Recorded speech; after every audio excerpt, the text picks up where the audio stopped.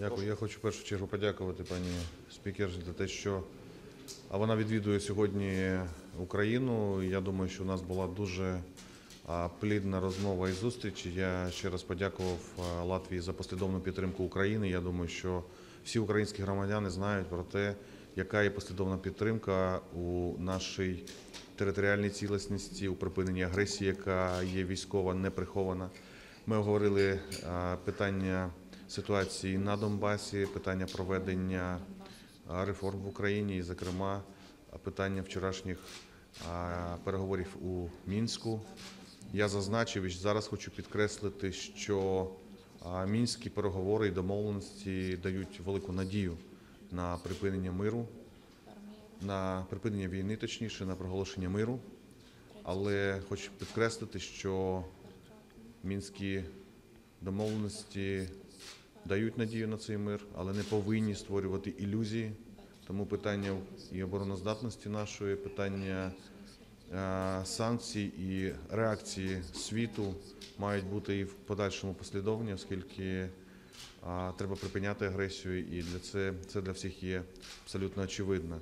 Також ми обговорили, і я привітав Латвію з тим, що вони зараз головують в Європейському Союзі, і ми покладаємо величезні надії на Ризький саміт, де, маємо надію, буде прийнято політичне рішення щодо безвізового режиму з Україною.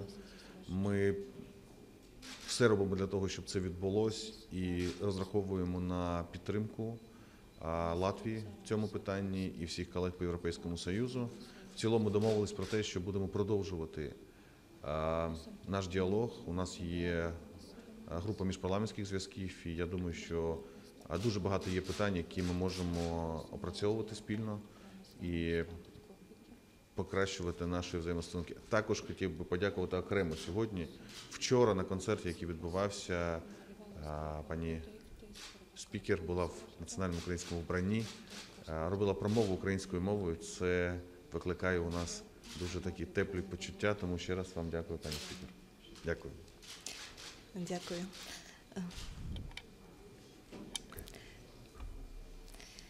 Es gribu teikt, ka mēs atbraucām, Latvijas delegācija ir atbraukusi, lai paspiestu Ukrainai roku un izteiktu gan morālu atbalstu šajā patiešām ļoti smagajā Ukrainai, ļoti grūtajā laikā, gan arī jau runātu par tādiem praktiskas palīdzības jautājumiem.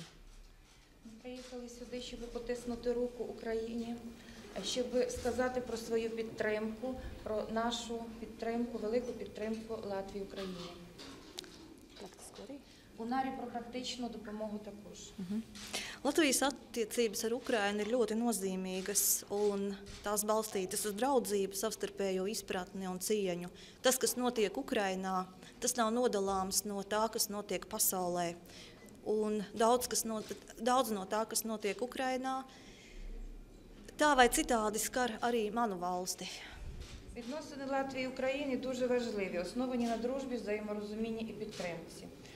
І сьогодні те, що робиться в Україні, не може також не зачепити і нас, не може зачепити також і весь світ.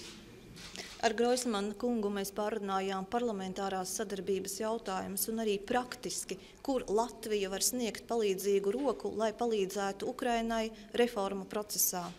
Ми також говорили з паном Гройсманом про допомогу, практичну допомогу Україні, де Латвія може подати практичну руку допомоги своїй. Reformas, kas ir jāveic šodien Ukrainai šajā ļoti smagajā situācijā, kad notiek kara darbības akcijas, tas ir grūts uzdevums, bet tas ir jāpaveic.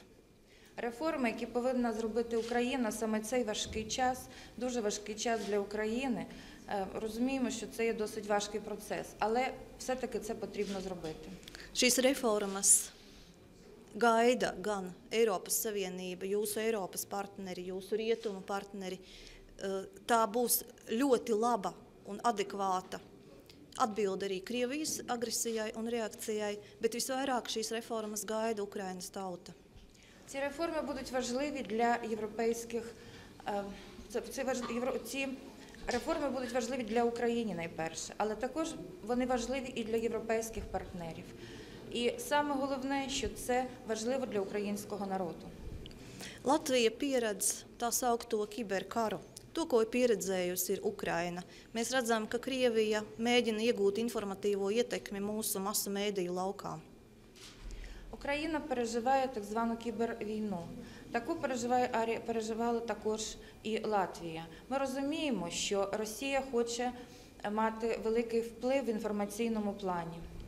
Viens no uzdevumiem šajā Krievijas informatīvajā karā ir radīt neticību savai valstī, tautas neticību Latvijas valstī, kā spēcīgai valstī, kas ir spējīga iet uz priekšu, radīt labus apstākļus dzīvei cilvēkiem. А саме головне завдання цій інформаційній війні є те, щоб не вірили люди своїй країні, народ не довіряв своїй країні. Були певні сумніви в тому, що проходить в країні. Tieši tāpēc Ukrainai sabiedrībai ir ļoti svarīgi šis aspekts – ticība savai valstī, ticība, ka valsts ir liela vērtība un tā cilvēkus vienos. Radīs labus apstākļus, lai cilvēki vēlētos dzīvot Ukrainai un ticētu savai valstī. Тому саме головне в цій війні – це те, що народ повинен вірити своїй державі, українці повинні вірити своїй країні, довіряти і вірити саме в країну. Tas radīs arī ekonomikas atvesaļošanos, tas radīs labākus dzīves apstākļus, protams, bet pirms tam ir vajadzīgas reformas, kas būs praktiskais pamats šai ticībai. Це дасть можливість краще жити, довіряти своїй країні, але найперше потрібні, звичайно, реформи. Mēs runājām arī par Mīnskas vienošanos ar Groismanu kungu. Ми говорили також про мінські домовленості з паном Гройсманом. Protams, mēs, un arī es savā vārdā apsveicu to, ka ir vienošanās par uguns pārtraukšanu, jo cilvēki no kara ir noguruši. Також я привітала зі своєї сторони те, що принаймні вогонь буде припинено. Tomēr uz šo vienošanos es raugos ar zināmu piesardzību, jo jautājums, kā tā tiks pildīta. Але все-таки я також дивлюсь на це з обережністю. Все-таки, яким чином ці домовленості будуть виконані. Un, protams, Mīnskas sarunas notika augošas militāras eskalācijas brīdī. Man ļoti gribas ticēt, ka iestāsies miers, bet jautājums, kā tiks praktiski atrisinātas daudzas lietas, ko paredz šī Mīnskas vienošanās. Все-таки ті умови, які є в Україні, коли були досягнуті ці умови, ці мінські домовленості, вони, певна міра, є досить такими обережними. Але яким чином все-таки буде досягнутий мир? Tā kā šeit ir ļoti plašs darba lauks Ukrainas varai, Ukrainas parlamentam un prezidentam. Тут, звичайно, велика робота для українського парламенту і президенту. Man šodien vēl ir paredzēta tikšanās ar prezidentu Porošenko. Сьогодні також ще передбачена зустріч з президентом Порошенком. Nolikt ziedus Maidana laukumā Покладання квітів на площі на Майдані. un apmeklēt Golodomara upuru piemiņas memoriālu, І також відвідання жертвам Голодомору меморіалу. kā arī Ivana Gončara muzeju, kur notiek Eiromaidanam veltīta izstāde. І також музей Івана Гончара, де відбувається виставка про Майдан. Es gribu vēlreiz Latvijas vārdā paspiest roku Ukrainai. Ще раз хочу від Латвії потиснути руку Україні. Шановні колеги, прошу питання. Я перепрошую, перше питання до Володимира Борисовича. Володимир Борисович, в рамках вчорашньої мінських домовленостей, чи потрібні якісь додаткові законодавчі ініціативи для їх реалізації? Якщо так, то коли вони можуть бути здійснені парламентом України? Дякую. Я сказав і ще раз хотів би підкреслити, що мінські домовленості дають надію, але не повинні створювати жодних ілюзій. Для їхньої реалізації має бути дуже чітка дія, в першу чергу, Російської Федерації щодо припинення обстрілів, щодо багатьох інших аспектів, щодо встановлення миру. Я переконаний в тому, що все те, що буде потрібно від парламенту, парламент зробить для того, щоб було відновлено територіальна цілісність, суверенітет і припинені бойові дії незаконних формувань, відновлений контроль над українською границею, кордоном між Російською Федерацією, а також все зробити для того, щоб повернути український прапор на території, які тимчасово зараз окуповані. Дякую. У мене питання до латвійської сторони. Скажіть, на яку саме підтримку від Латвії може розраховувати Україна в умовах цієї гібридної війни, можливо, технічну, якусь військову підтримку? І друге питання, чи підтримує Латвія прагнення України отримати безвізовий режим на Ризькому саміті? Дякую. Vispirms par palīdzību Ukrainai. Latvija vienmēr ir atbalstījusi sankcijas pret Krieviju un vienmēr, kā prezidējošā valsts, ir atbalstījusi sankcijas pret Krieviju, iestājusies, lai tās būtu pēc iespējas tādas, ko agresora valsts arī sāpīgi izjustu, un tas ir izdevies. Перш за все, Латвія завжди підтримувала санкції, особливо як президуюча країна в європейській спільноті підтримує санкції проти Росії. Ir paplašināts personu saraksts, kurš šīs sankcijas skars. Tā bija arī Latvijas iniciatīva, un mēs runājam arī par to, ka jāraugās uz ekonomiskajām sankcijām. Також був збільшений список тих персон, на яких поширюються санкції. Це була ініціатива Латвії. Ekonomiskās sankcijas pret Krieviju pastāv, tomēr jāraugās, kā situācija attīstīsies arī pieļaujot to pagarināšanu. Економічні санкції є проти Росії. Треба дивитися на ситуацію, як вона буде розвиватися. Все-таки їх, мабуть, треба збільшувати. Mans viedoklis, es neesmu optimiste šajā situācijā, jo mēs redzam, kāda ir bijusi mūsu pieredze risinot un redzot to, kā rīkojas Krievija. Līdz ar to man šķiet, ka ekonomiskās sankcijas droši vien, ka būs jāturpina. Я не є оптимістом в цьому питанні. Я дивлюся, як діє Росія, і все-таки вважаю, що санкції потрібні.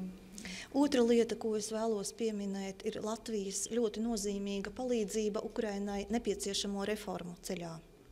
Ще бачу допомогу, яку може носити Латвія, це в реформу проведення, економічних реформ. Latvija to jau dara, un šeit ir jāņem vērā Latvijas pašas pieredze īstenojot šīs reformas. Tad mēs saņēmām palīdzību no Eiropas Savienības valstīm. Šobrīd Latvija, kas pati izgājusi cauri šim smagajam reformu procesam, palīdz un var vēl vairāk palīdzēt Ukrainai. Латвія теж мала процес виходу з кризи і таким чином може допомогти поділитися своїм досвідом з Україною. Latvija piešķir stipendijas studijām Eiropas Savienības un starptautiskās ekonomikas un juridiskajos jautājumos cilvēkiem no Ukrainas. Латвія також дала стипендії вихідцям з України для вивчення міжнародної економіки і юридичного права. Latvija uzņem un ārstē Ukrainas varoņus. Україна приймає і лікує українських героїв. Un atklāšu mazu noslēpumu. Latvijas sabiedrība arī vēlas palīdzēt Ukrainai. Un šī palīdzība tātad ir ne tikai valsts, valdības, dažādu institūciju līmenī, bet arī sabiedrības palīdzība. Також латвійське суспільство теж хоче допомагати і допомагає Україні. Це не державне, а саме люди допомагають і дуже хочуть допомагати. Mēs ar Groismana kungu runājām, un es ielūdzu viņu uz koncertu, kas 6. jūlijā tiek plānots Dzintara koncertzālē. Mērķis ir vākt naudu, lai varētu palīdzēt ārstēties un atgūt jaunus spēkus dzīvei tiem Ukrainas bērniem, kas ir cietuši karā. При розмові з паном Гройсманом я вже сказала, що 6 липня планується в концертному залі Дзинтарі концерт, на якому будуть зібрані кошти для того, щоб реабілітувати дітей з України. Latvijas sabiedrība vēlas palīdzēt Ukrainai, cilvēki vēlas palīdzēt Ukrainai, un mums ir jārada iespēja, kā to darīt pēc iespējas labāk.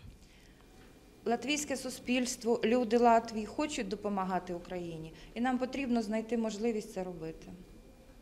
Ризький саміт. Чи можна очікувати безвізового режиму для України? Безвізовий режим. tas būs jautājums, kas tiks apspriests. Un šobrīd es nevaru dot ļoti precīzu atbildi, bet tomēr virzība ir jā, un virzība ir uz priekšu. Це треба робити, це буде обговорюватися на саміті, але сьогодні я не можу дати точну відповідь. Це, звичайно, буде подалі обговорюватися. Дякую, колеги, за увагу. Дякую. Бригит Залишин.